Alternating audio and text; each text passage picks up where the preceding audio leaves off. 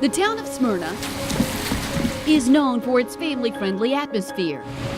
U.S. News & World Report named it one of the best places to retire. And it's also where the Nissan Leaf is made. But for a growing number of taxpayers, recent financial troubles are threatening all that's right here. Absolute waste. Patrick Beauchesne is a software account executive who's become so passionate about his town's financial trouble, he started the Facebook page Citizens for Smyrna. He's deeply concerned his town is stuck in a deal with Municipal Gas Authority of Georgia overpaying for natural gas. Invisible to the naked eye, but a very visible $4.2 million deficit in the town's budget. We just seem to keep throwing money down the drain. Jeff Hollingshead is another concerned businessman who owns Smyrna Ready Mix.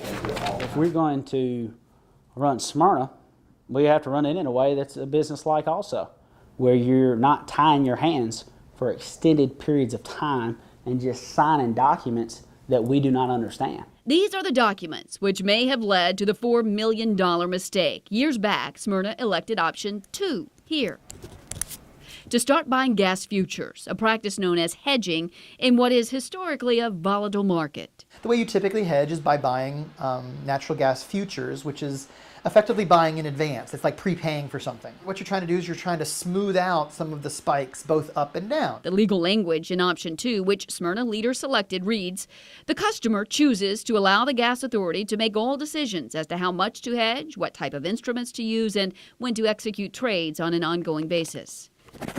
Should we really be playing a gambling game with something like this? Smyrna had been selecting certain months to hedge and buy up gas futures to lock in a certain rate. But the town argues the gas company hedged on their behalf for an extended period of time without their approval. So when the price of natural gas fell drastically, Smyrna was stuck paying that higher rate. The demand didn't change that much, okay? But then suddenly supply gets much, much bigger, right? And if that happens, that means the price goes down. Though I asked Smyrna city leaders to explain the loss, I am with Fox 17. They said they couldn't comment on this pending lawsuit. Their attorney, Jesselyn Ziegler, released this statement. The town's claims against Municipal Gas Authority of Georgia are that it has breached its contract with the town and engaged in deceptive trade practices that resulted in the imposition of several millions of dollars of unauthorized natural gas hedging charges upon the town. And we continue to bleed cash on this thing, both on the actual operation and on the legal fees side. Those attorney's fees are already at more than $1.5 million. And it just doesn't happen by accident. And if it did, does it take this many years and this many millions of dollars in legal fees to unravel something like that?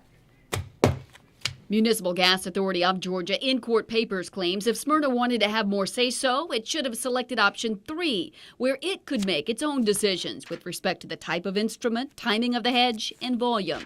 MGAG shared its side via Skype. So out of all of the other member organizations, member cities, 60-something, have any of them sued you? No. So they must have had an understanding of what they were getting into. They did. And ultimately, I think that the town of Smyrna, the folks there, I'm not sure the people there today, but in the past, those that got in the program, we believe understood it. This was just poor planning and a risky investment. We shouldn't be gambling with taxpayer money. As this works its way through the courts, for now, Smyrna taxpayers are stuck holding the very expensive bag.